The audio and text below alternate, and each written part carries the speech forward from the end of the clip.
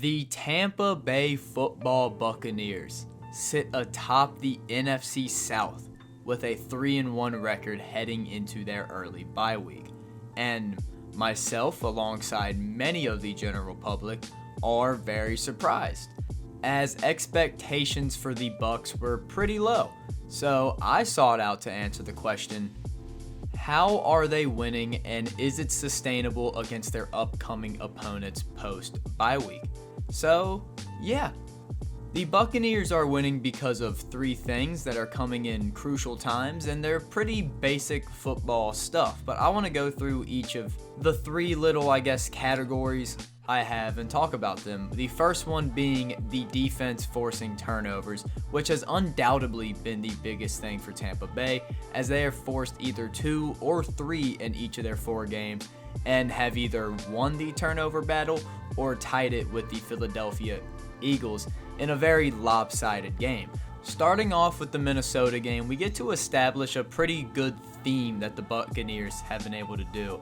And that's either set up the offense for some quick, easy points or stop a potential scoring drive that Minnesota had going. Moving on to Chicago, the defense was able to ice the game. It was a one-score ball game in the fourth quarter, and 2 interceptions and 1 pick six later, in the most hilarious way possible.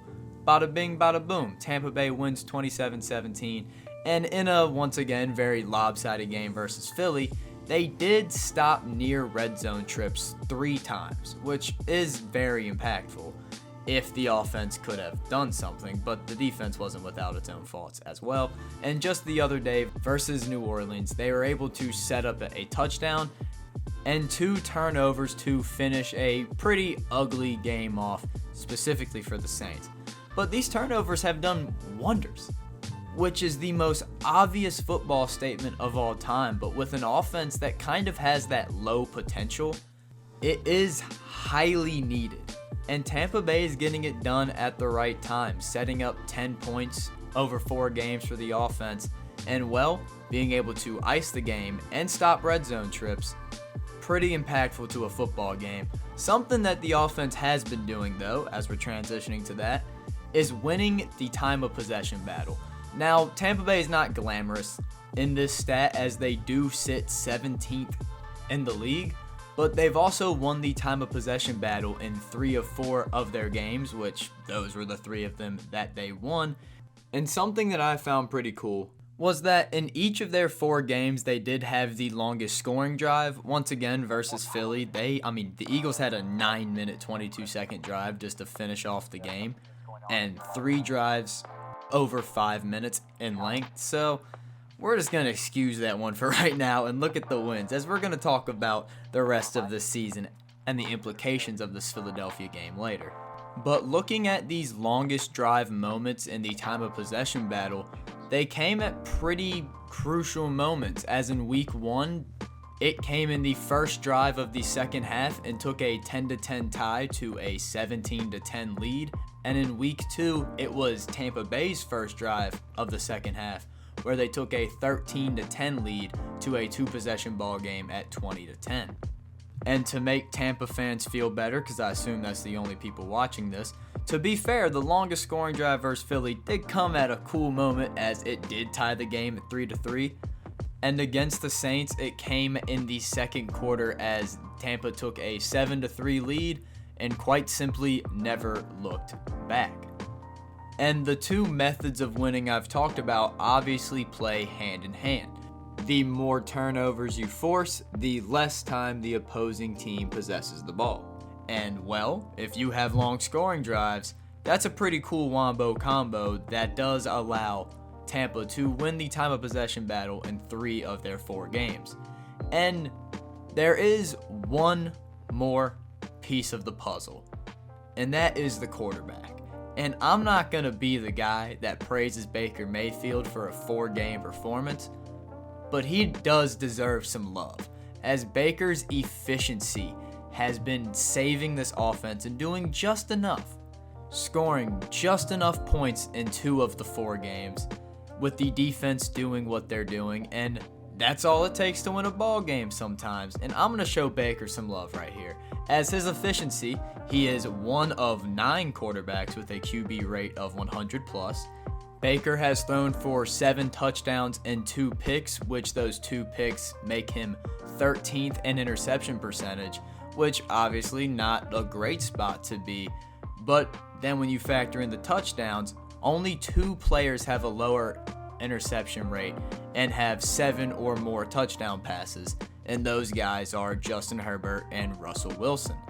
And one more efficiency stat I do have that I found super cool was that looking at Pro Football Reference, you can look at a team's like offensive splits by down and distance, and from third and short situations, so third and 1 to 3, Baker is 8 of 8 passing, all resulting in first downs.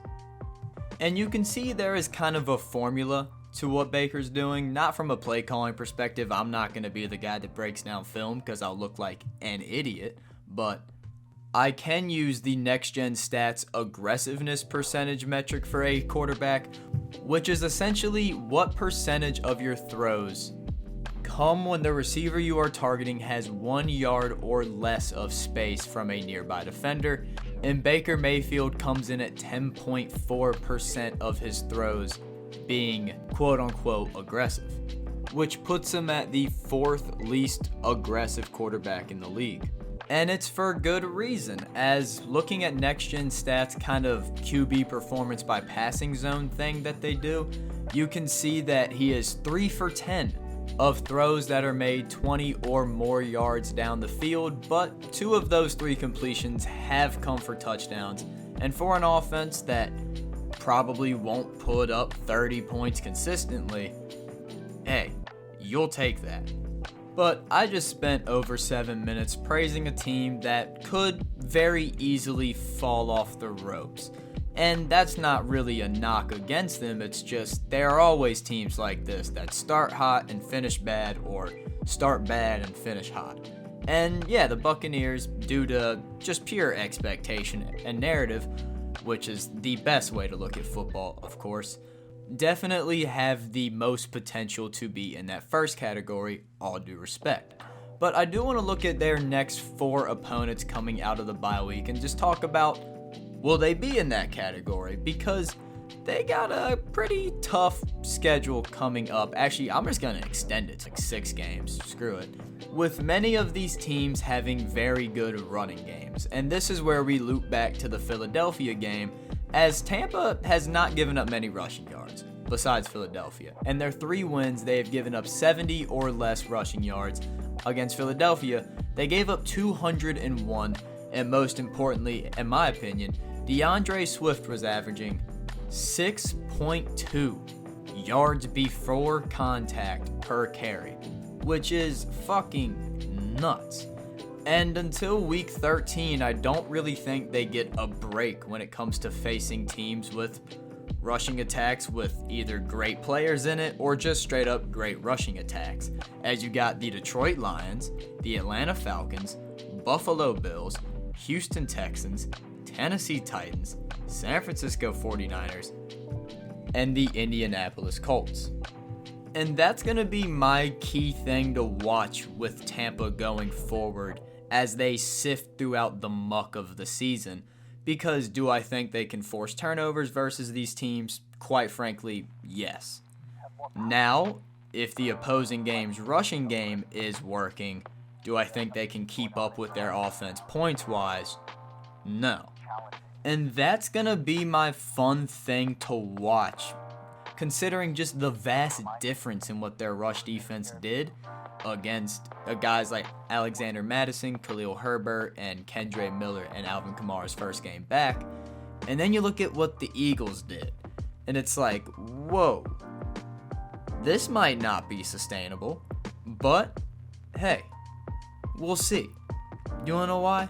Because the Tampa Bay Buccaneers are 3-1, and they haven't even bust out the dreamsicle jerseys yet. I like it. I like what this team is doing. I'm definitely going to be keeping a keen eye on them. And, yeah, I'm excited for Tampa Bay, considering this was supposed to be a lost season. And now it has the potential not to be a lost season, considering they might only need to win 5 more ball games to win the division. Just the key thing, dear God, please do not let teams run on you for 6.2 yards before contact per carry. And I think the Buccaneers got a real shot at making the playoffs. Thank you for watching, but just if you like this video, I do plan on doing more stuff kind of similar to this. I hope to do it more throughout the season. Hopefully every week or every 2 weeks I can post a video kind of similar to this and give an update. But something I do plan on doing weekly, or have been doing weekly, I do plan on doing Sunday morning live football Saturday recap in with that, and that may even bleed into Saturday morning live college football preview show, which watch College Game Day, don't watch me, but that'd be pretty cool too. I write Thursday night football preview articles that come out on stutteringsports.com on Thursday mornings at 9 a.m. And I plan on doing 2 podcasts per week wherever you can find your podcast. A Tuesday night episode where I recap the weekend that was, and a Friday episode that may be more hockey centric. And I'm gonna figure out more stuff to do with the website and actually try to make it good. But yeah, I just spent a minute talking about myself. Thank you for watching, and have a great one.